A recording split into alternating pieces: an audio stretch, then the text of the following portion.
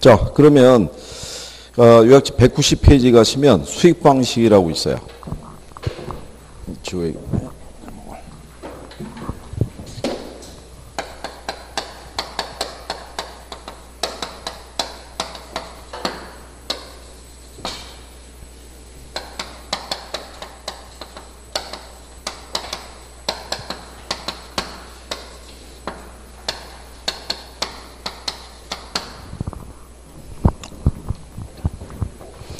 자, 거기 수익환원법이 있고요. 의의를 보시면 대상 물건이 장래 산출할 것으로 기대되는 순수익이나 미래 현금 흐름을 환원하거나 환일해서 대상 물건의 가액을 우리가 산정하는 방법을 말한다. 이렇게 돼 있어요. 얘가 이제 수익에 기초해서 가치를 구하는데 방법이 두 가지예요. 수익이 장래에 기대되는 순수익이 있죠. 그리고 미래의 현금 흐름이 있어요.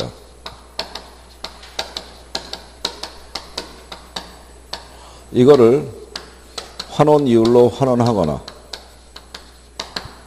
미래의 현금 흐름을 적절한 할인율로 할인해서 수익 가격을 구하는 방법. 그러니까 두 가지예요, 두 가지. 거기 문장대로 하면요. 장래에 기대되는 산출할 것으로 기대되는 순수익이 있죠. 그 수익이 하나 있죠. 순수익. 그리고 미래 현금 흐름이 있죠. 네? 두 가지가. 그거를 환원하거나 뭐를 해서 할인해서 그렇죠? 네. 부동 물건의 가액을 산정하는 방법을 얘기를 해요. 이거 가로 넣기로도 한번 나왔어요. 미래 현금 흐름을 뭐를 해서 할인해서. 네. 그래서 차이가 뭐냐면 여기서 나오는 요 순수익은 1년간 발생할 거를 1년 동안 발생할 거라고 보는 이제 수익을 얘기를 하고 미래 현금 흐름은요. 보유 기간 동안에 여러 해의 수익을 얘기를 해요. 그래서 요거를 기초로 우리가 구해 주는 거를 직접 환원법이라고 그러고요. 이거를 기초로 구해 주는 것을 할인 현금 수지 분석법이라고 그래요.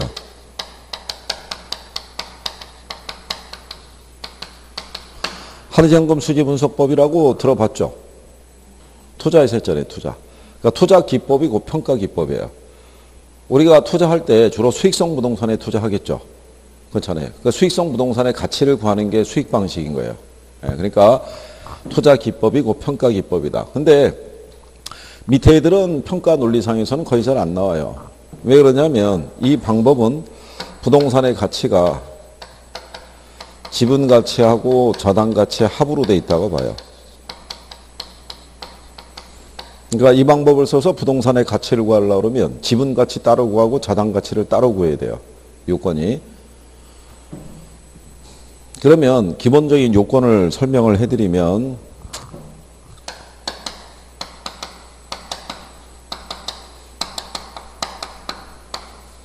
환원 대상 소득에 따라서 분류하게 되면요.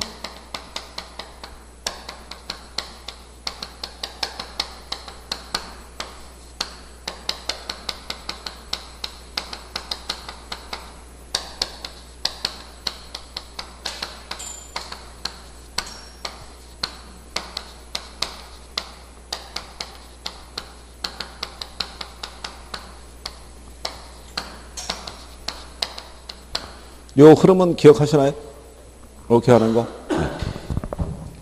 요 중에서 요 순영업소득을 기초로 해서 수익 가격을 구하는 거를요. 전통적인 소득 접근법이라고도 얘기를 하고요.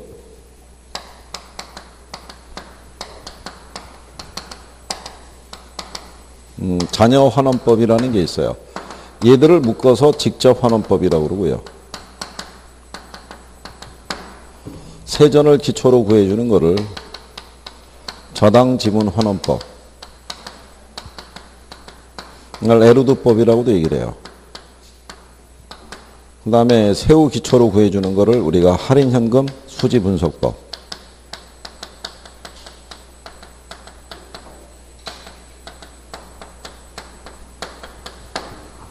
이렇게 이제 방법을 나눴을 때 이제 설명만 이제 들으시면 위에 있는 요 직접 환원법이 있죠.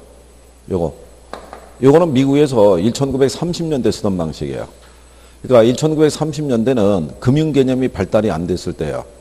그러니까 우리가 투자를 하거나 주택을 구입을 할 때 융자를 받는다는 개념이 없었을 때예요. 그러니까 얘는 뭐를 기초로만. 그러니까 뭐를 반영을 안 해요. 저당 지불액을. 저당 지불액을 반영을 안 한다는 얘기는 융자가 없었다는 얘기잖아요. 무슨 말인지 이해하시겠어요? 요거 기초로 구해주니까. 네. 그 다음에 얘는 세전 기초하죠. 이 방법은.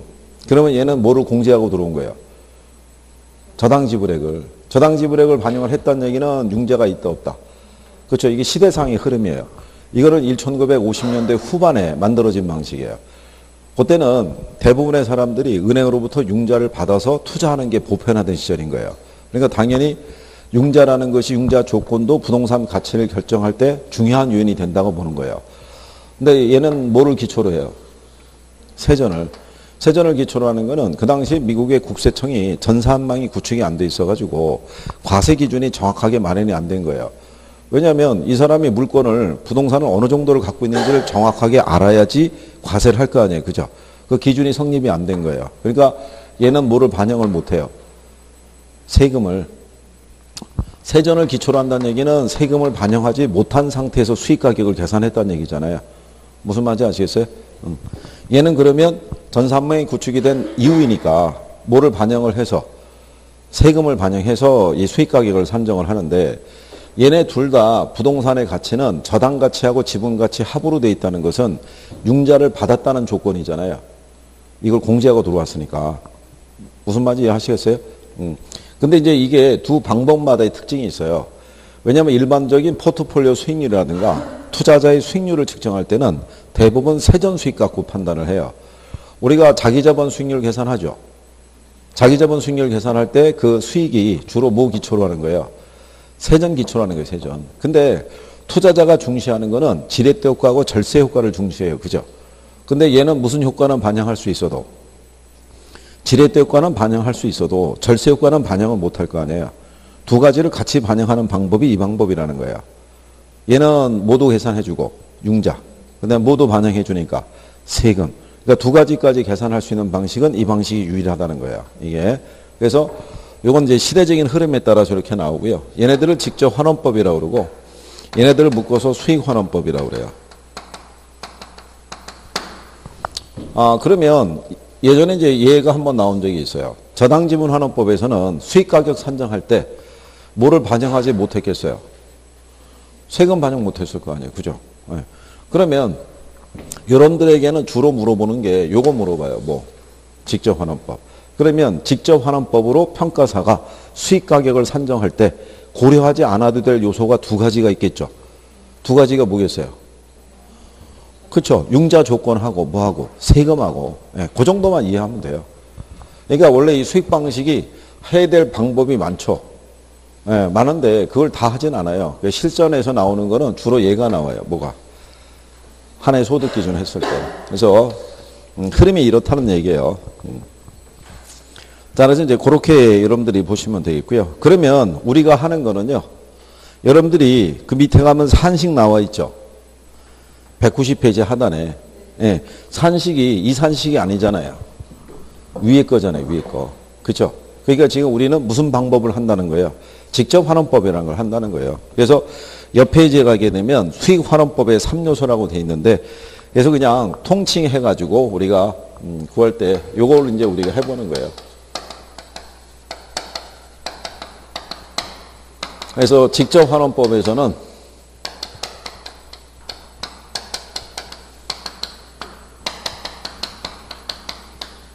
순수익을 무슨 이율로? 환원율로 환원해서 수익 가격을 구하는 거예요. 근데 여기 있는 요 순수익은요, 말 그대로 총수익에서 못 뺀 개념이겠어요. 총비용. 그러니까 여기서 보면 얘네 절차가 어떻게 되냐면요. 제일 먼저 이거를 추계를 해요. 그러니까 여기서 영업경비를 추계를 해요. 그러면 조소득하고 영업경비를 구했으면 나오는 게 뭐가 나오겠어요? 이게 나올 거 아니에요. 그 개념인 거예요. 투자에서 보면 조소득에서 뭐 영업경비 공제하면 나오는 순영업소득이 있죠. 예, 그 개념인 거예요, 이게. 그 다음에 세 번째로 순서가 뭐냐면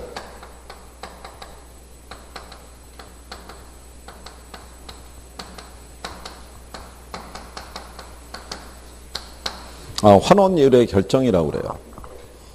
이 환원율 있죠. 얘는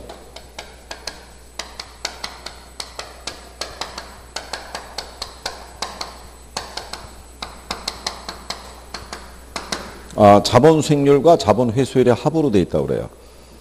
근데 여기 있는 요 자본 수익률 있죠. 이게 뭐냐면 은행에다 우리가 돈을 예치하면 투자한 돈에 대해서 대가를 주죠. 대가가 뭐겠어요? 이자율이잖아요, 이자율. 근데 은행에서 주어지는 이자율은 위험에 대한 대가는 없어요. 그죠? 그러니까 걔는 순수한 이자만 계산하는데 부동산에 투자하게 되면 투자자가 감수해야 되는 위험이 있어요, 없어요? 있을 거 아니에요. 그러니까 여기 있는 자본 수익률은 요거는 요구 수익률하고 성격이 같은 거예요. 그러니까는 무위험률에다가 뭐가 플러스가 돼야 돼요? 위험률이. 그러면 위험의 크기에 따라 요 자본 수익률의 크기가 달라질 수 있어요, 없어요? 달라질 수 있을 거 아니에요. 그래서 얘를 결정하라는 얘기예요. 뭐로 가산해서 위험의 크기까지 감안해서 그거 얘기하는 거고, 여기 있는 자본의 수는 뭐냐면요, 이게 상각률이에요. 이게 마지막으로 하는 게 뭐냐면 자본 환원 방법을 선택하라는 거예요. 그러면 이걸 선택하라는 얘기는 무슨 얘기냐면, 여러분들이 거기 191페이지에 맨 상단에 가면 환원율 나와 있죠. 환원율. 자본 수익률 플러스 자본 회수율이라고 돼 있죠. 그렇죠? 근데 가로 읽어보면 할인율이라고 돼 있죠. 왜 할인율이라고 하냐면 요구 수익률을 우리가 할인율로 쓰잖아요. 요게 요구 수익률하고 성격이 같은데 요구 수익률이라는 것은 할인율로 쓰니까, 그러니까 할인율 플러스 뭐로? 자본 회수율 이렇게도 표현할 수 있다, 이런 얘기예요. 표현 자체가. 그리고 그 밑에 가면 수익환원법에 3요소라고 나와 있죠. 3요소 하면 순수익이 있고 환원율이 있고 그 다음 뭐가 있다고 그래요? 자본 환원 방법. 여기 나오잖아요. 자본 환원 방법. 그렇죠? 그러니까 여기 얘가 하나, 둘, 세 번째가 뭐가 있다는 거예요. 그럼 요 환원 방법은 뭐냐면 요거까지 감안해서 수익 가격을 산정하라는 얘기예요. 이거는 물건의 성격에 따라 적용하는 방법이 틀리다는 얘기예요. 이게. 그러니까 무슨 얘기냐면 요게 상각률이잖아요. 감가상각률. 그러면 자산 중에 보면 수익을 발생하는 과정에서 감가상각이 발생하는 재화가 있고 그렇지 않은 애들도 있어요, 없어요? 있을 거 아니에요. 그러면 감가상각이 발생한 애들은 얘까지 반영해서 수익 가격을 산정해야 될 거고, 감가상각이 발생하지 않는 애들은 얘를 반영할 필요가 없잖아요. 그러니까 방법을 선택하라는 얘기예요. 물건이 뭐냐에 따라 틀려지니까. 그럼 예를 들어서 여기 토지가 있어요. 토지가 1억짜리예요. 얘 자본 수익률이 10%예요.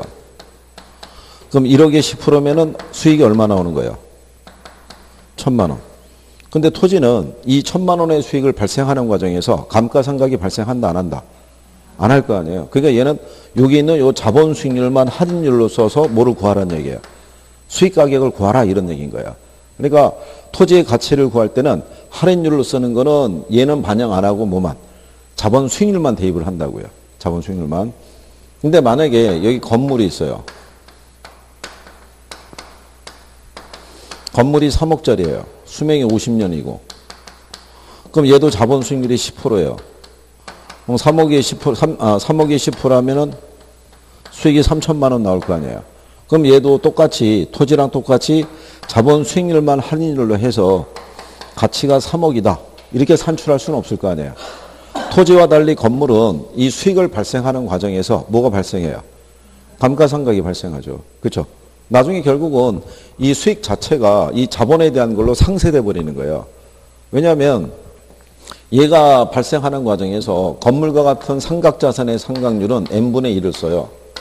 그러니까 이 n이라는 게 뭐냐면 잔존 경제적 내용연수를 얘기를 해요. 그러면 내용연수분의 1이라고 보면 50분의 1일 거 아니에요. 간단하게. 그러면 50분의 1이면은 몇 프로 나오겠어요? 0.0이니까 2% 나오겠죠. 그럼 얘는 매년 3천만 원의 수익을 발생하는 과정에서 매년 몇 프로씩, 2%씩 가치가 감소한다는 얘기예요. 무슨 말인지 아시겠나요? 그러면 50년의 기간이 경과하면 얘가 어떻게 해야 돼? 제로가 될 거 아니에요. 그럼 우리는 그 기간 안에 투자한 자본을 뭘 해야 된다? 회수해야 된다는 논리가 성립하는 거예요. 그러면 얘는 이게 2%니까 얘의 가치는 여기서 0.1 자본 수익률만 계산하는 게 아니라 뭐까지? 상각률까지도 대입을 해야지 매년 가치가 변하는 것까지 반영해서 수익 가격을 산정할 거 아니에요. 그러니까 건물과 같은 상각자산은 뭐까지 반영해서 자본 회수율까지 반영해서 수익 가격을 산출하란 얘기예요. 이거를. 그러면 여러분들이 보시다시피 얘는 0.12로 나누니까 3억이 안 나오고 한 2억 한 8천 이렇게 나올 거 아니에요. 그러니까 뭐가 하는 것까지도 가치가 감소하는 것까지도 반영해서 수익 가격을 산정하란 논리예요. 이거 원리만 얘기해 드린 거예요. 이거 안 나오니까 에? 신경 안 써도 돼요. 그죠? 지금 여기서부터 여기까지 오는 사이에 표정이 밝은 사람이 한 사람도 없어요. 다 지금 뭔가 부담스러운 거예요. 이게 쭉 나와 있으니까. 괜찮다니까 이거. 그렇게 안 나와 이거. 이거 모의고사에서 선생들이 가끔 이거 반영해서 수익가격 계산하라고 주는 적이 있는데 실전에서는 그렇게 출제한 적은 없어요. 뭐까지 계산해서. 이거 n분의 1 써갖고 계산하려면 힘들어요. 그죠? 예. 그러니까 출제자들이 만약에 문제를 주게 되면 둘 중에 하나를 갖고 계산하라고 유도해야 돼요. 근데 통상 뭐를 주냐면 얘를 줘요. 얘를. 환원율은 그냥 주고. 요거 저기 가능 총소득 있죠? 예. 가능 총소득에서 쭉 계산해서 뭐 계산해서 순영업소득 계산하고 환원율은 한 10% 그냥 준다고요. 이렇게 해서는 계산 가격을 물어볼 수는 있어도 얘까지 계산하라고 그러진 않아요. 그러니까 구성이 자본 수익률과 뭐로? 자본 회수율이 합으로 돼 있다라는 정도로만 보세요. 이게 왜냐하면 가로놓기로 나왔어요. 구성이 어떻게 되느냐를 물어볼 때. 그러니까 자본 수익률하고 뭐? 자본 회수율이 합으로 돼 있다는 정도로만 인식하셔도 충분한 거예요. 무슨 얘기인지 아시겠죠? 여기 나왔으니까 이제 여기 어떤 성격이라는 걸 알려주기 위해서 여기까지 도출을 일단 해본 거예요. 그렇죠? 지금 강의할 때 선생이 더 조심스러운 거예요. 이거 어디까지 해줘야 되지? 이게 넘어갈 수 있느냐. 이게 우울한 표정을 짓고 있고, 이거를. 근데 이걸 또 설명을 안 하면 이게 또 뭔지 또 궁금할 거 아니에요. 물어보진 않을 거면서. 그렇잖아요. 그러니까 미리 설명하는 거예요. 이게 상각률이라고요. 그래서 그거 반영해서. 일단은 구성은 이렇게 돼 있어요. 그리고 이제 용어가 나중에 좀 익숙해지면은 좀 괜찮아져요. 그래서 그러면 결국은 얘를 구하려고 그러면 제일 먼저 뭐부터 구해야 돼요? 순수익. 그러니까 거기 보면 이제 순수익이 나와 있잖아요. 그죠? 그 다음에 뭐가 나와요? 환원율이라고 이제 나오죠? 그리고 이제, 뒤로 나가면은 192페이지 있죠? 거기 하면, 맨 하단에 단가로 4번에 환원 방법이라고 있어요, 없어요? 있죠. 그렇잖아요. 그러면서 직선법이라고 나오죠. 이 직선법이 지금 얘기한 이 건물 등과 같은 부분에 적용하는 거예요. 그래서 그 193페이지 맨 위에 올라가면 직선법의 자본 회수율 상각률이 있죠. 상각률은 잔존 경제적 내용연 수분의 1이라고 나와 있잖아요. 그게 n분의 1이라고요. 그러니까 직선법은 어디에 쓰는 거냐면 건물에 쓰는 거예요. 건물에. 그렇죠? 자, 좀 이따가 간단하게 얘기해 드릴 테니까. 자, 그래서 이제 제일 먼저 뭐부터 우리가 구해야 되냐면 얘부터. 얘도 개념만 알고 계시면 돼요. 순수익. 일단 요 수익은요. 무슨 수익이냐면 연간 수익이에요. 연간. 자, 거기 보시면 순수익이라고 그래서 의 나와 있죠. 박스에. 예, 거기 보면 자, 대상 물건을 통해서 일정 기간 내에 획득할 총 수익에서 그 수익을 발생시키는 데 소요되는 비용을 공제한 금액을 말하며 통상 연간 단위로 산정한다 이렇게 돼 있잖아요. 그러니까 연간 수익이라고요. 1년 동안 발생할 거라고 예상하는 수익. 그런데 요 수익에서는요. 만약에 이제 시험 지난번에도 해드렸는데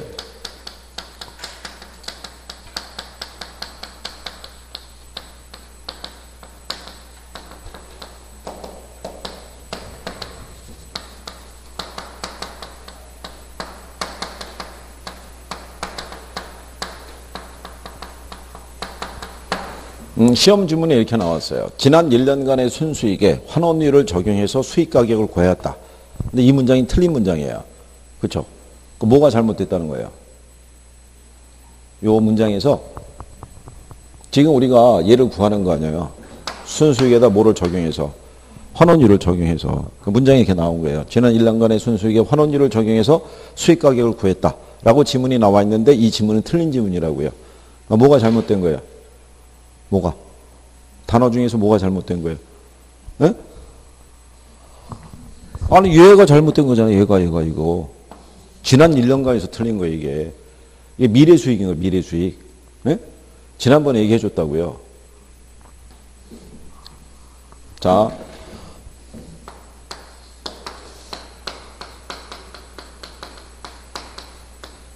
우리가 가치 구하려면 이제 기준 시점을 기준해서 구해야 되죠. 우리가 앞에서 원가하고 비교 방식 배웠죠. 네? 얘네는 자료가 과거에 있다고요. 과거.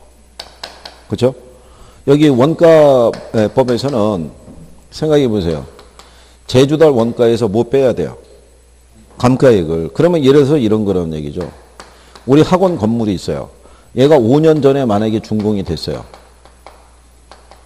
근데 우리가 이 학원 건물에 이 5년 전에 준공할 때 이 비용을 몰라요. 건축 비용을. 그러니까 이때는 안 되니까 우리는 기준 시점에서 얘를 다시 짓는다고 가정하죠. 그러면 뭘 구했어요? 신축 비용을. 근데 우리 학원은 신축이 아니죠. 얘는 중고잖아요. 그렇죠? 그러면 얘는 이미 5년 전서부터 지금까지 뭐가 발생했겠어요? 감가가. 과거로부터 지금까지 누적되어 온 감가가 있다고요. 그러니까 이미 발생한 거니까 과거잖아요. 과거. 그 감가액을 구해야지만 가치를 도출할 거 아니에요. 그러니까 얘는 과거 자료로부터 무슨 가치를? 현재 가치를 도출하는 개념이고, 그러면 이 비교 방식은 거래 사례를 기초로 가격을 구하는 거죠. 그럼 거래 사례는 이미 거래가 된 거잖아요. 과거의 자료잖아요. 그러니까 얘네들은 과거의 자료를 가지고 무슨 가치를? 현재 가치를 도출하는 개념이고, 얘는 기준 시점으로부터 향후 1년 동안 벌어들일 거라고 예상하는 수익을 기초로 하는 거예요. 그러니까 무슨 수익? 미래 수익이죠. 그러니까 수익 방식은 자료가 어디 있다는 거예요? 미래. 그러니까 부동산의 가치가 장래에 기대되는 편익의 현재 가치란 논리죠. 그러니까 그 부동산 가치 개념에 가장 부합되는 방식이 무슨 방식이다? 그게 수익 방식이라고요. 무슨 말인지 아시겠어요? 그래서 지난 1년간의 과거라는 표현을 쓰면 틀리는 거예요.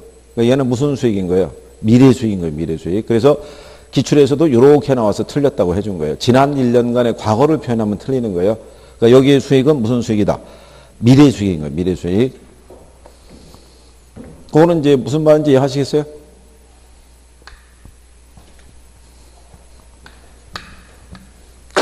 자, 그 다음에 거기 보시면 요건이 나와 있죠. 두 번째 박스에. 요건을 보시면 통상의 이용 능력과 방법으로 얻어지는 수익일 거 이렇게 돼 있죠. 그거는 뭐를 얘기하는 거겠어요? 의의를 했고. 두 번째 요건. 그 두 번째에서 나오는 첫 번째 요건이 뭐냐면 이 상태에서 얻어지는 수익이어야 된다는 거예요. 무슨 이용? 네, 최저 이용 상태에서. 통상의 이용 능력과 방법에 의한 수익이니까. 그리고 이 수익은요. 이렇게 얘기하죠. 계속적이고 규칙적으로 발생해야 되고요. 안전하고 확실한 수익이 된다라고 얘기를 해요. 그죠? 자, 이 얘기는 우리가 지난번에 얘기한 거죠.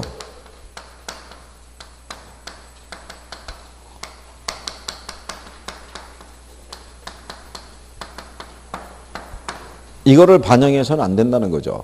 일시적 이윤이나 소멸성 이윤은 반영하면 된다, 안 된다? 안 된다는 거 얘기하는 거예요. 우리가 지난번에 경쟁의 원칙이라고 배웠죠. 가격 원칙에서. 경쟁의 원칙이라고. 우리가 제목대로라고 얘기했는데 부동산의 가치는 경쟁 과정을 거쳐서 적정한 가치를 갖게 된다는 게 경쟁의 원칙이에요. 만약에 이 세종시에 중개사 학원이 이 학원 하나밖에 없어요. 그러면 세종시의 모든 사람들이 중개사 공부하고 싶으면 이 학원으로 와야 될 거 아니에요. 그러면 매출이 많이 나올 수 있어요, 없어요? 많이 나올 거예요. 독점이니까. 그럼 평가사가 이 학원의 가치 평가를 의뢰를 받았을 때 현재 상태만 보고 가치 평가를 해주진 않는다고요. 얘가 현재 독점이지만 주변에 경쟁 학원이 들어설 가능성이 있는지를 조사를 해보는 거예요. 경쟁 학원이 들어서게 되면 이윤이 어떻게 돼요? 줄어들 거 아니에요. 그러면 정상적인 이윤밖에는 더 이상 얻을 수가 없겠죠. 그러니까 여기서는 소멸성 이윤이 뭐냐면 초과이윤인 거예요. 초과이윤. 그러니까 초과이윤은 경쟁을 통해서 소멸되니까 이런 이윤도 반영하면 된다, 안 된다?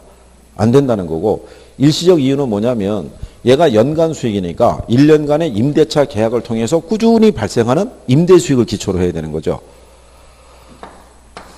건물 1층 같은 경우에 가끔가다 임대 안 나면 행사 매장으로 쓰는 경우 있어요, 없어요? 있을 거 아니에요. 얘들은 1년 동안에 임대차 계약을 체결하고 쓰는 게 아니라 한 달 동안에 사용료만 내고 쓰니까 한 달 지나면 이 수익이 안 나올 거 아니에요. 걔도 여기다 반영하면 된다, 안 된다? 안 된다는 거죠. 왜냐하면 얘가 커지면 얘가 커진다고요. 그러면 물건의 가치가 과대평가될 수도 있어요, 없어요? 과대평가될 수 있으니까 그런 수익은 여기다 반영하면 안 된다, 이런 논리인 거예요. 무슨 말인지 이해하시겠어요? 용어를? 네. 그거 얘기하는 거예요.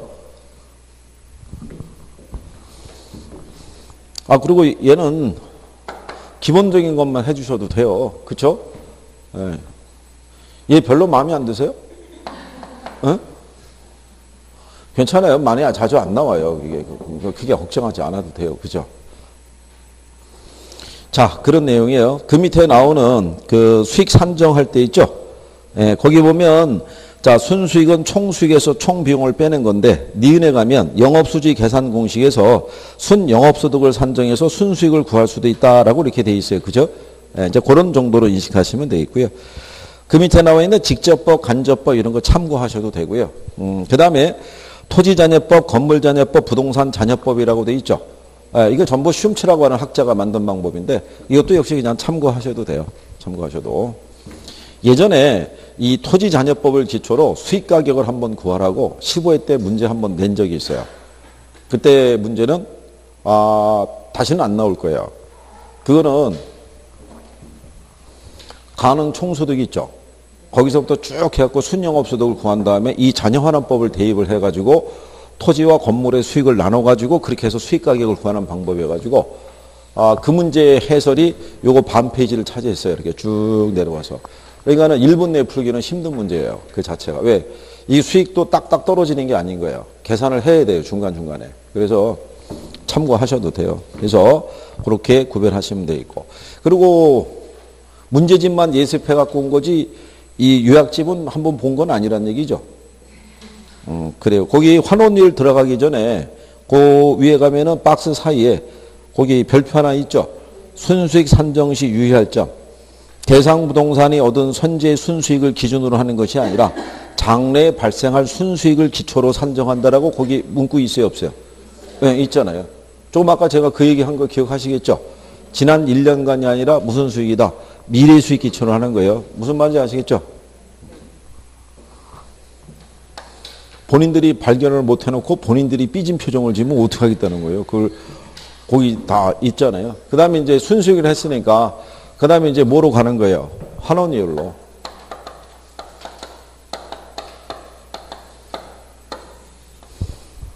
여기 있는 직접환원법에서의 중심은 뭐예요? 뭐? 환원이율. 그렇죠? 요런 거는 문제를 낼 수 있어요. 요게 일정하다고 가정할 때 수익 가격의 크기는 환원율의 크기에서 결정이 될 때 얘가 커지면은 수익 가격이 어떻게 돼요? 작아지겠죠. 얘는 반비례니까. 환원율이 작아지면 뭐가? 수익 가격이 커질 거예요. 그렇죠? 네, 그래서 그 정도 일단 알아두시고요. 여기 있는 이 환원율이라는 것은요.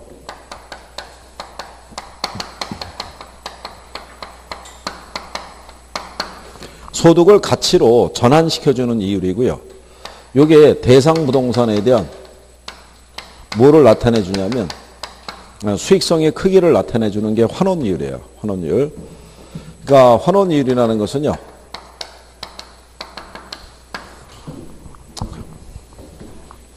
우리 교재에는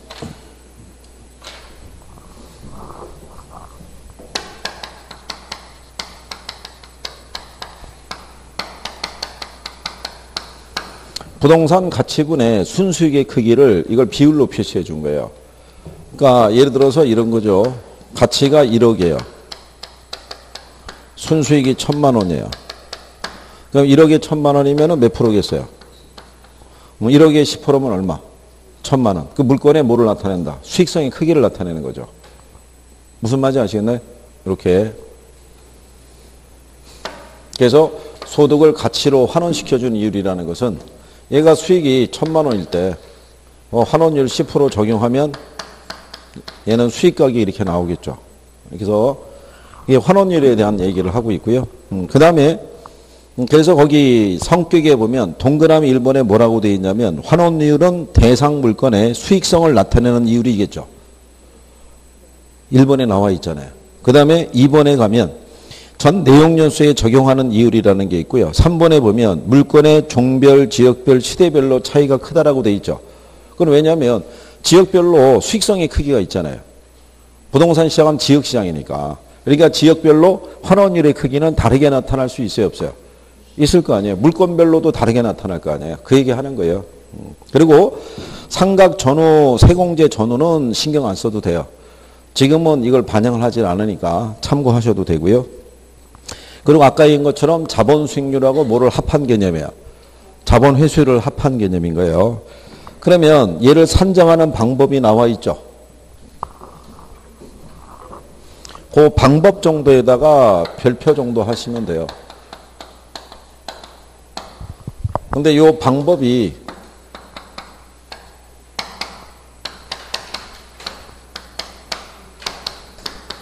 이렇게 해서 몇 가지가 있다. 5가지가 있다고 얘기를 했어요. 그죠?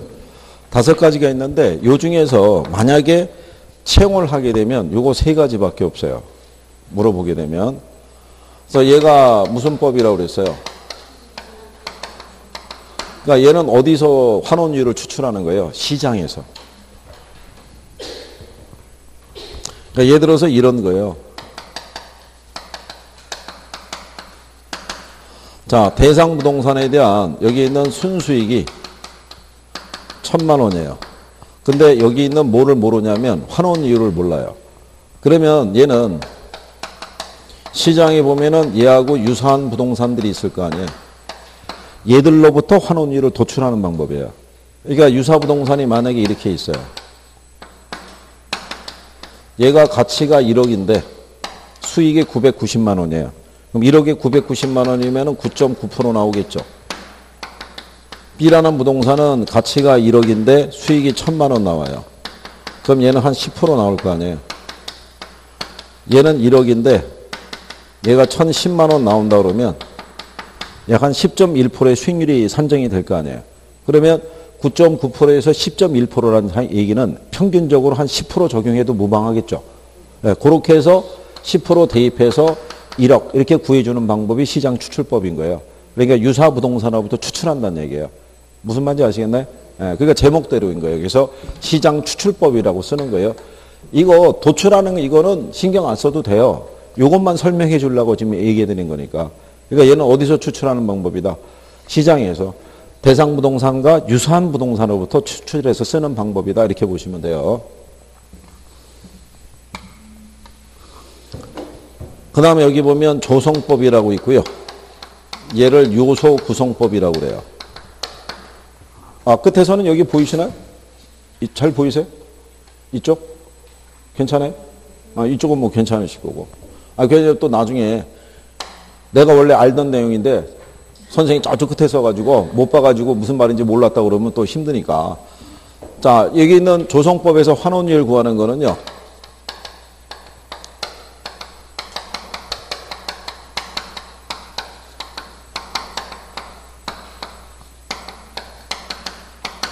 얘는 순수율 플러스 마이너스 위험률을 조정해서 환원율을 구하는 방식이에요.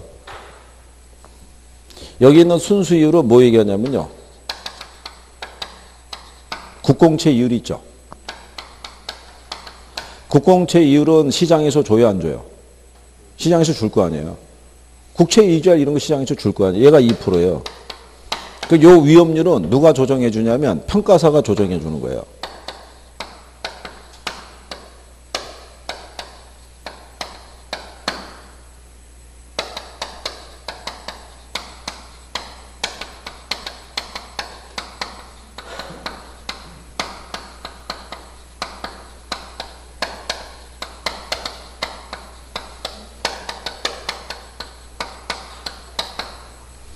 여기 보면 위험성이라는 게 있고 비유동성, 관리의 난이성이 있는데 이게 투자자들이 중시하는 안전성과 환금성과 수익성을 나타내는 거예요.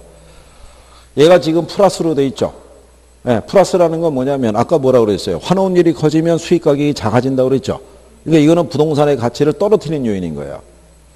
왜 그러냐면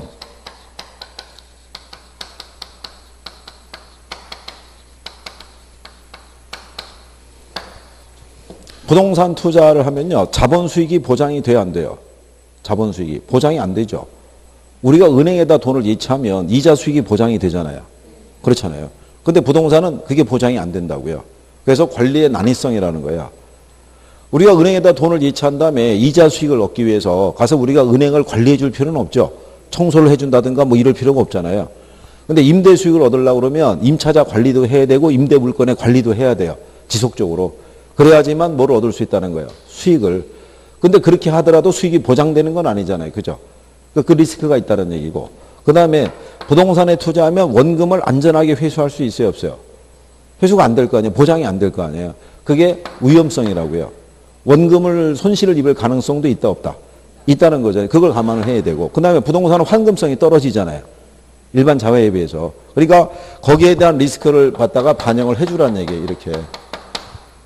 근데 얘는 마이너스란 얘기니까 가치를 오히려 높여주는 역할을 할 거 아니에요. 부동산이 실물 자산이니까 인플레가 발생할 때는 오히려 자산 가치 하락을 막아주는 역할을 하죠. 그러니까는 얘를 갖다가 이제 이렇게 해서 조율하는 거예요. 그러면 얘 3%, 1%니까 플러스 마이너스 하면 몇 프로? 2%. 그럼 두 개 더해서 얘가 몇 프로다? 4%다. 이렇게 정하는 게 무슨 법이다? 이게 조성법이에요.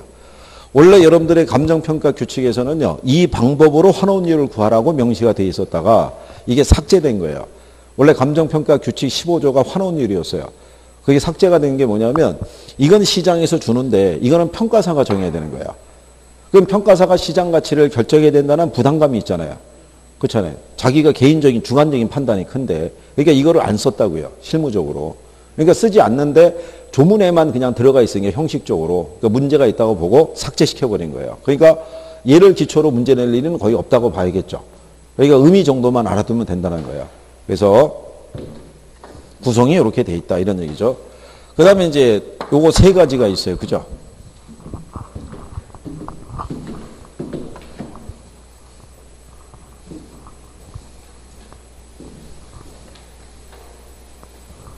이쪽으로 가면은, 넘어가면은 이쪽에서도 안 보이시겠군요.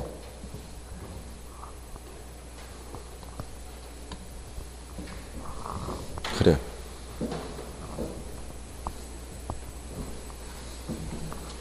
그럼 뭐 요쯤에도 하죠.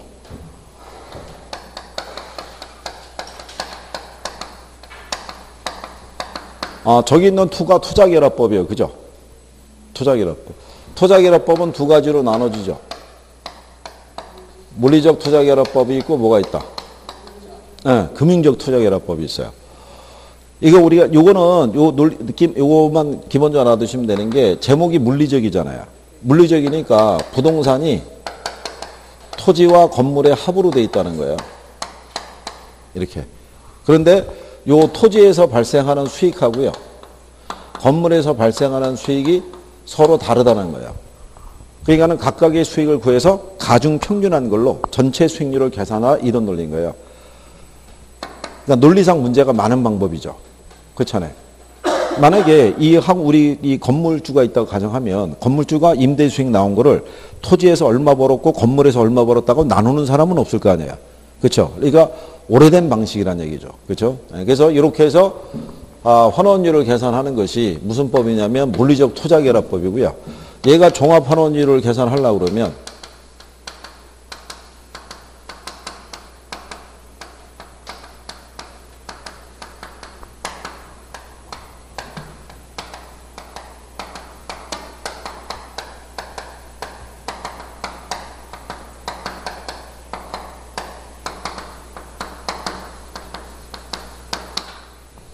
이렇게 산식이 돼. 이건 한번 출제한 선례는 있어요. 이거는 왜 간단하냐면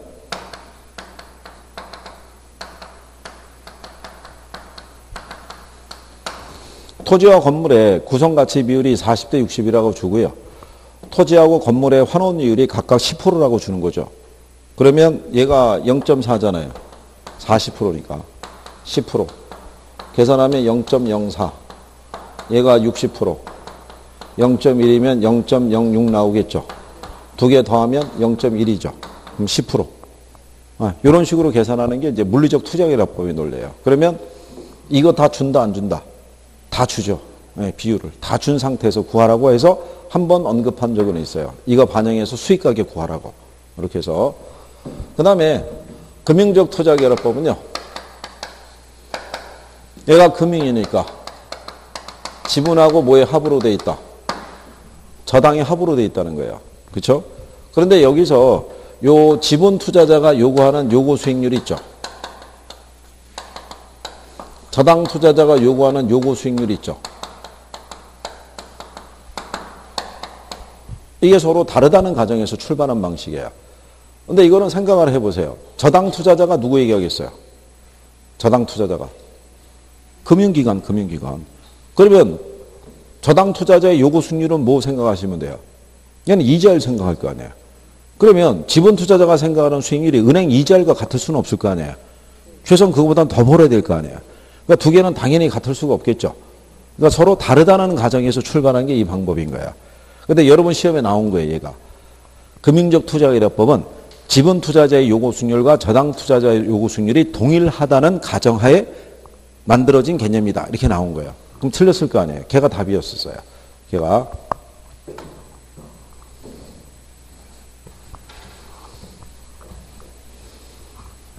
그러니까 여기는 오히려 포인트가 요거예요. 여기에. 얘는 이제 만약에 환원율을 구하면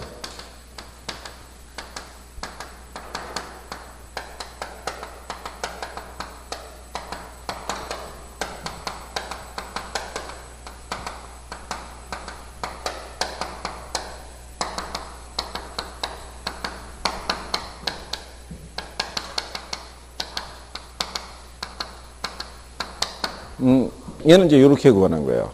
여기는 아까 토지 비율과 건물 비율을 얘기했는데 여기는 지분하고 뭐 저당 비율로 나눠주고요. 여기서 이제 지분 환원율이 있고 뭐가 있다. 저당 환원율이 있는데 저당 환원율을 쓰는 게 저당 상수예요. 저당 상수. 지분 환원율로 구하는 게 지분 배당률이에요. 지분 배당률이 뭐냐면 세전 수익률, 자기 자본 수익률 있죠. 그거 얘기하는 거예요. 그러면 저당 상수는 구하라고 할 수는 없어요. 얘를. 만약에 이거를 준다 그러면 얘는 그냥 줘야 될 거예요. 주고 요것만 구하라고 해야 되는데 그것도 쉽다 어렵다. 어렵죠. 이 산식이 기억이 돼야 되니까. 실질적으로는 출제되기는 쉽지는 않고요.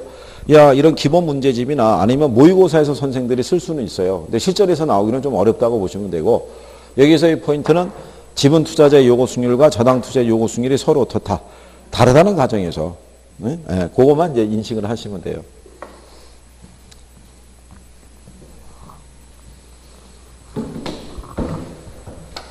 그 다음에 에르도법이라고 있어요.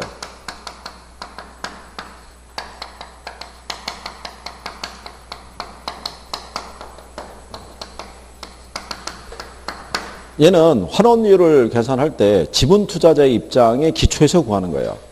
그래서 우리가 이거 그때 이렇게 얘기했었어요. LG라고. 3월에 수업할 때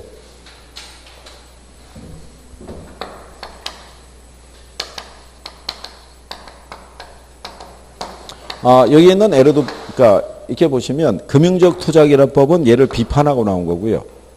금융적은. 요즘 같은 세상에 누가 토지 따로 건물 따로 수익 계산하는 사람이 어딨냐라고 하면서 요즘은 주로 융자 받아서 투자하는 개념이니까 해서 이렇게 나온 거고 에르도법은 이 금융적 투자계략법을 이제 보완해 준 거예요. 이 방법보다는 네가 낫다 이거죠. 난데 네가 여기서 지분과 저당으로 나눈 것까지는 잘하는 일이지만 지분 투자자의 요구 수익률을 갖다가 계산을 할 때 반영하지 못한 게 있었다 이거예요. 그래서 그것까지 감안해서 환원율에 대한 구성을 얘기할 때 이 사람은 이제 이거 얘기하는 거예요. 환원율은 보유 기간 중에 수익하고요. 지분 형성분하고 보유 기간 중에 가치 상승 또는 하락.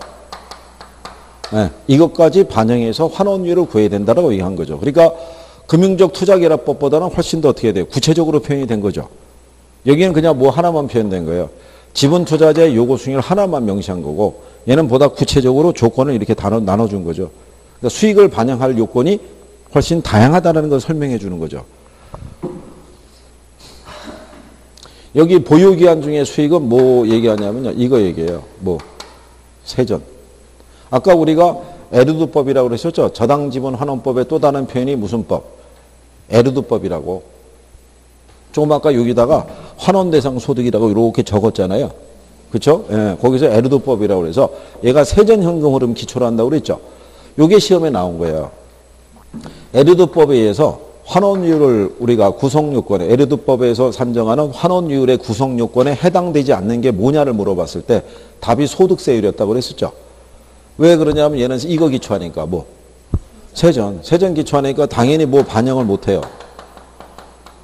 이거 소득세 반영을 못해요. 그러니까 세금이 부동산 가치에 미치는 영향을 반영한다 못한다? 못하겠죠. 구조적으로 뭐를 기초로 하니까 세전 기초하니까. 그 다음에 지분 형성분이라는 건 뭐냐면 이게 전체 가치가 10억이고요. 이 중에 6억은 내가 융자를 받았어요. 이자율 10%로. 그리고 4억만 내가 뭐를 투자했다. 그럼 얘는 세전이니까 저당 지불액을 공제하고 들어온 거 아니에요. 그 원리금 상환이 됐다는 얘기죠. 그러면 이자는 경비로 공제되더라도 원금은 상환한 것만큼 내 지분이 늘어날 거 아니에요. 예, 이것도 수익률 계산할 때 반영해야 된다는 얘기야. 벌어들인 돈 가지고 원리금 상환하면 상환한 것만큼 내 수익이 그만큼 커진 거랑 똑같다는 논리인 거예요. 그래서 요거에 뭐 얘기하냐면 지분 증가분 얘기하는 거예요.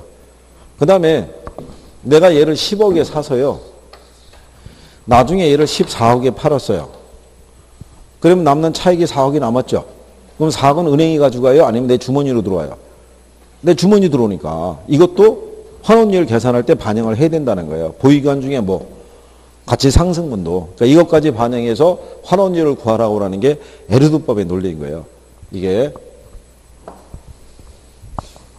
여기서 일단은 세금 반영한다 못한다? 못한다는 거예요. 근데 이게 왜 지분 투자자 입장이냐면 이런 거예요. 여기서 지금 6억을 빌렸는데 이자율이 10%잖아요. 그럼 매기간 갚아야 될 이자만 6천만 원씩일 거 아니에요. 근데 내가 3년을 보유했어요. 그러면 3년간 매기간 얼마씩 갚아야 돼요? 6천만 원씩. 근데 수익이 3천만 원씩 밖에 안 나온 거예요. 그러면 매기간 마이너스 3천이잖아요. 그렇잖아요. 그러면 은행 입장에서 보면 얘는 수익이 안 좋은 부동산이죠.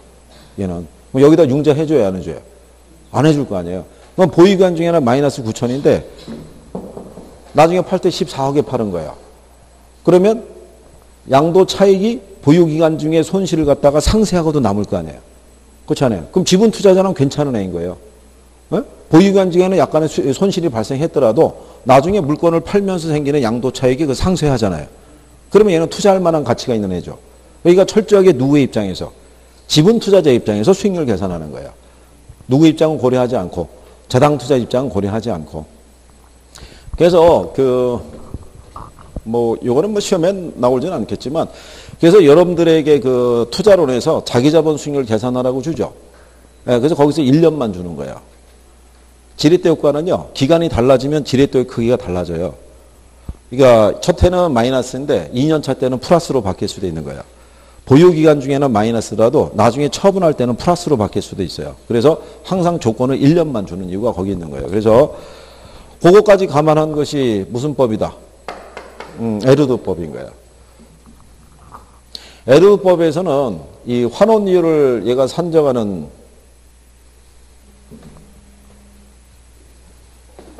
안 적으셔도 되고요.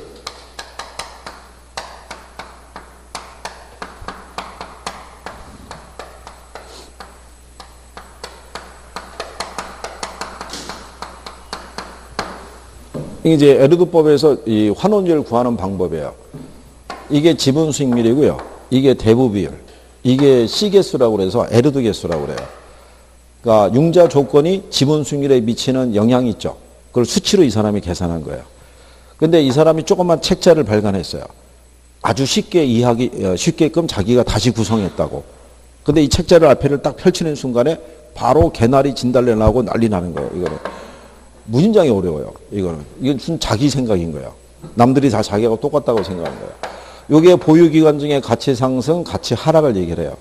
감치인 개수는 연평균 수익률 계산하려고 만들어진 건데 여기서는 그냥 요거 하나만 생각하시면 돼요. 이거 안 적어도 되고 보유기간 중에 가치가 이렇게 상승했잖아요. 그럼 이 앞에 부호가 플러스가 붙겠어요? 마이너스가 붙겠어요? 어? 자, 플러스를 빼고 얘기해 보세요. 그렇죠. 마이너스가 붙는 거야. 마이너스가. 아까 우리가 얘기한 거죠. 환원율이 작아져야 가치가 상승할 거 아니에요. 그러니까 가치가 상승한 걸 반영해 주려고 그러면 빼줘야 되는 거예요. 그럼 가치가 하락한 걸 반영해 주려면 뭐 플러스 시켜줘야겠죠. 네, 그거까지만. 네. 그거예요. 그 다음에 마지막으로 나오는 게 얘예요. 일명 게텔법이라고 되기도 해요. 얘는 제목이 생각해 보세요. 뭐라고 돼 있어요? 부채 감당법이잖아요. 그러니까 얘만 유일하게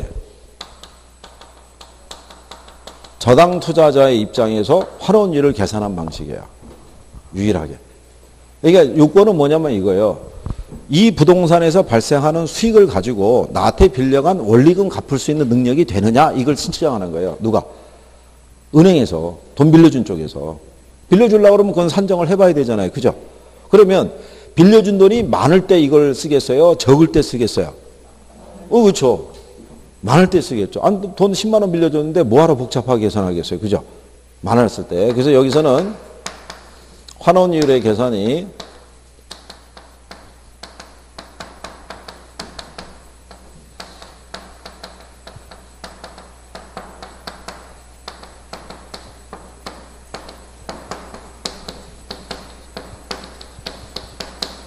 이렇게 돼 있어요.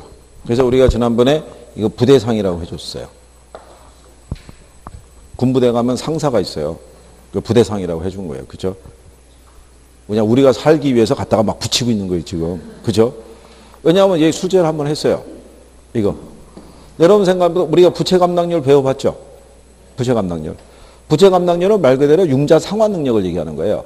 그럼 융자 상환 능력은 지분 투자자가 있고 저당 투자자가 있으면 누가 중시하겠어요? 빌려준 애들이 중시할 거 아니에요. 그러니까 이게 다 저당 투자자가 중시하는 요건들이라고요. 이게. 그래서 이게 여러분들 시험에 한번 나왔을 때요. 출제자가 어떻게 해줬냐면 박스로 문제를 줬어요. 박스로 지문을 주면서 이렇게 준 거예요.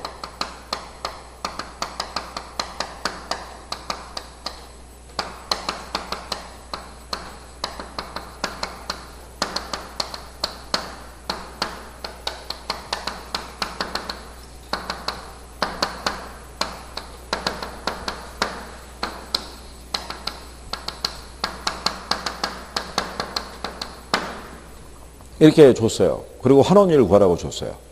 그러면 저당 상수는 줬잖아요. 얼마로? 대부비율도 줬잖아요. 60에 40이니까. 그럼 얘가 남은 거 아니에요. 이게 공식 아니에요. 부채 서비스 이번에 순영업소득이. 그러니까 출제자가 이렇게 나란히 배열을 해준 거예요. 혹시 수식을 까먹었을까 봐. 그럼 3,000을 1,500원으로 나누면 그쵸, 2. 네. 이렇게 해서 계산기 찍으면 답이 나오는 거죠. 이렇게 출제해 준 거예요. 친절하게 배열 맞춰가지고. 혹시나 공식도 잊어먹었을까 봐 딱 맞춰갖고 이렇게 해준 거예요. 이러고. 그러면 이거 숫자만, 이거 공식만 알고 있으면 단순 대입해가지고 계산기 찍으면 나왔을 거 아니에요. 이렇게 해서. 근데 이제 이게 이쪽을 안 들어온 사람들은 전혀 모르죠. 그렇잖아요. 야, 뭐 또 복잡한 거 나왔다고 그러고 넘어가겠죠. 그죠? 그러니까 하여간 계산 문제나 이런 것들은 어렵지는 않게 줘요. 구할 수 있게끔. 그러니까 그런 요건이라고 보시면 돼요. 자, 그래서 이제 부채 감당법까지 적용을 했다. 이렇게 구별을 하시면 되겠고요. 무슨 얘기인지 아시겠죠? 네, 이제 그런 내용이에요. 그리고 이제 환원 방법에 대한 거는 아까 얘기한 것처럼 참고하셔도 되고요. 그다음 우리가 지난번에 뒷페이지 넘어가면 194페이지에 임료의 평가라고 있죠. 임료는 다 무슨 임료 기초한다고 그랬어요? 실질임료, 실질임료. 그래서 임료는 순임료 플러스 뭐로? 필요 적용비의 합으로 돼 있다가 우리가 그때 해드린 거 기억하시나요? 지난주에 여기다가 적었었는데 여기다가 적산임료, 비준임료 이렇게 해갖고 해봤잖아요. 그래서 임료는 다 실질임료고 한다. 실질임료가 총임료라고 그랬었죠? 그래요.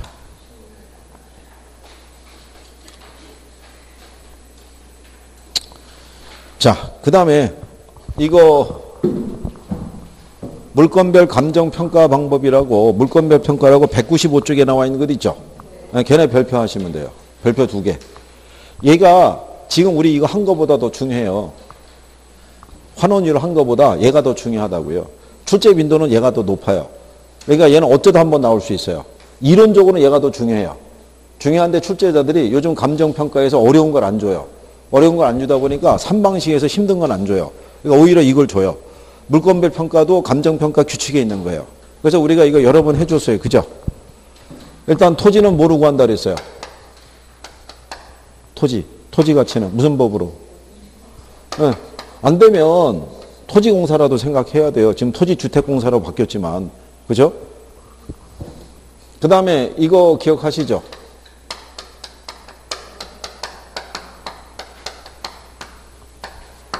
이거.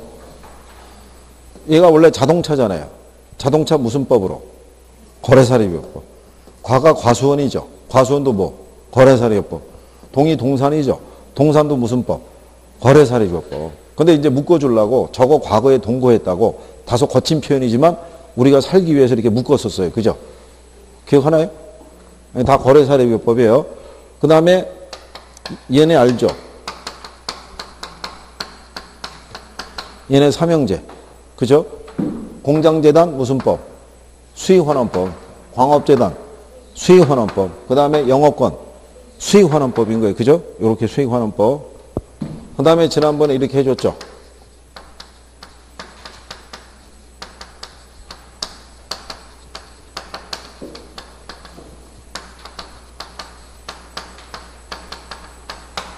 선원의 소원이 건물도 갖고 싶고 항공기도 갖고 싶고 건설기도 갖고 싶다 이렇게 해줬었죠. 기억하나요? 여기 선이 뭐예요? 선박, 소는, 소경목림. 얘들은 다 원가법으로 구하는 거예요. 전부. 그래서 우리가 지난번에 묶어서도 이렇게 해봤었어요. 그죠? 그리고 마지막으로 추가한 게 임대료 있죠? 임대료는 무슨 법으로 구한다? 임대사례교법. 성이 같다고 그랬잖아요. 그죠? 그러니까 그런 정도로 묶어서 정리하시면 돼요.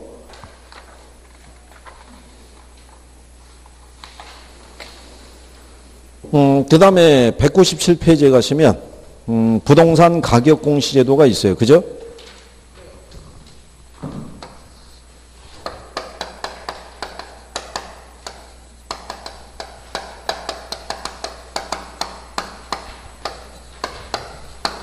여기서도 기본적인 거 얘기했을 때요.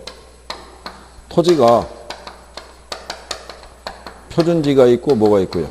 개별 공시가 있고. 주택을 기초로 하면은 얘도 단독주택이 있고 무슨 주택이 있어요. 공동주택. 표준주택이 있고 개별주택이 있고. 공동주택은 구분한다 안 한다? 안 한다 그랬어요. 요거는 전수조사하는 거예요. 왜 전수조사하는지는요. 여러분들이 왜 앞에서 그 부동산에 분류하면은 토지 분류하고 주택도 분류하죠. 그럼 단독주택 있고 공동주택 있잖아요. 거기 하면 공동주택에 보면은 연립이나 아파트나 다세대나 기준이 있어요, 없어요? 그렇잖아요. 연면적이 660평방미터 이상이고 층수가 4개층 이상 뭐 이렇게 나오잖아요. 그러니까 구체적으로 규모가 다 명시가 되어 있기 때문에 걔들은 구별할 이유가 없는 거예요. 조건이 다 같으니까. 그러니까 얘네는 다 전수조사하는 거예요. 그러니까 표준과 개별을 나눈다, 안 나눈다? 안 나눠요. 이게 자주 써요. 이거를. 그러니까 구별을 해주시면 되고. 그러면 일단 얘네 결정 공실이 있죠. 결정 공실이 어떻게 돼요? 결정 공실. 결정 공실은 일단 다 1월 1일이에요. 무슨 말인지 아시겠나요? 그리고 이 결정 공시 주체 있죠. 지난번에 이거 구별해 줬어요. 이거 누가 한다 그랬어요? 이렇게 했어요. 그죠? 그래서 우리가 개시라고 그랬었죠. 개별만 누가? 시장군수구청장이. 이거 이의신청할 수 있다고 그랬죠. 이의신청은 결정 공시주체가 하는 거예요. 국토교통부 장관에게 이의신청하는 거예요. 그러니까 이거는 다 어떻다는 얘기예요. 똑같다는 얘기라고요. 그러니까 이거는 결정 공시주체에게 이의신청만 하는 걸만 알아도 저거는 뭐 외우거나 하실 필요는 없잖아요. 같이 구별이 될 테니까. 그 다음에 이의신청 기간이 있다고 그랬죠. 결정 공시일로부터 며칠 이내에 이의신청해야 돼요. 30일에 해야 되죠. 그러면 결정 공시주체는 이의신청 기한이 만료된 날부터 며칠 이내에 또 답변해 줘야 돼요. 30일. 이게 30일이라고 똑같아요. 그 기간을 며칠을 기준하면 돼요. 30일을. 그 다음에 얘네 결정 공시하기 전에 심의 받아야 되죠. 심의. 얘는 누구에게 심의 받아요? 얘는. 여기 심의는 누구에게?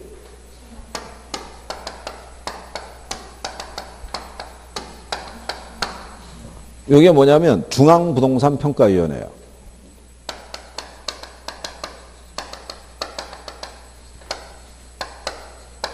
여기에 심의를 받아야 돼요. 뭐 행정자치부 장관의 심의를 거쳐야 이러면 틀리는 거예요.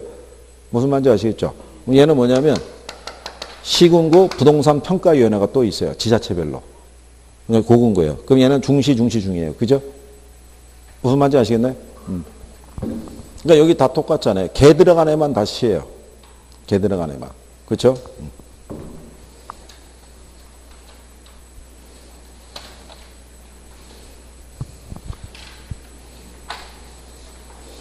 그래서 그런 정도 여러분들이 구별을 하시면 되겠고,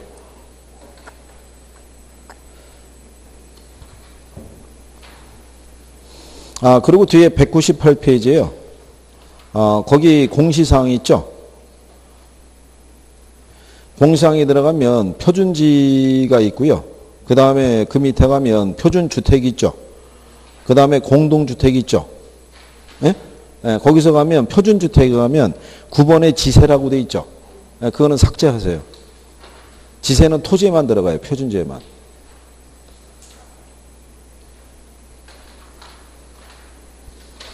대신에 공시사항 정도는 저기 표준지하고 표준주택 정도는 기억을 해 두시는 게 낫고요.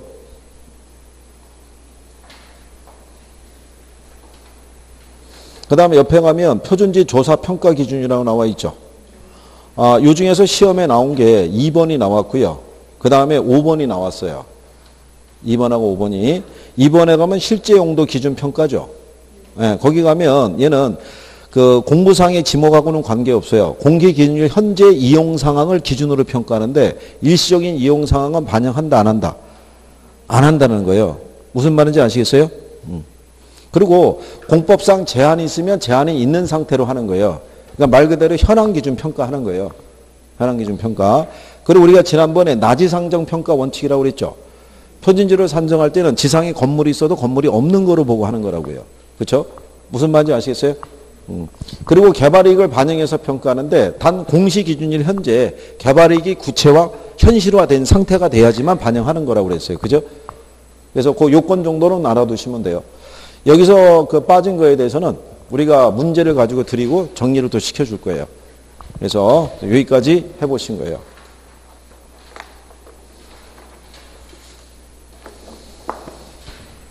이건 나중에 중간중간에 확인해 봐갖고요. 여러분들이 답이 잘 안 나오라 그러면 나중에 그 파트만 우리는 문제로 해볼 수가 있어요. 가격 공시에도만 문제 한 10문제 놓고 해보면 되죠. 그럼 대충 정리가 돼요. 그렇지 않겠어요? 그렇게 생각하시면 되고. 자, 여기서 조금 아까 들었던 것 중에서 복잡한 거 있죠? 여기서 아까 환원율 막 우리가 했잖아요. 그죠? 예, 그냥 안 해도 돼요. 이런 거 정확하게 알면은 점수 맞을 확률이 더 커요. 무슨 말인지 아시겠죠? 예? 네, 그래요.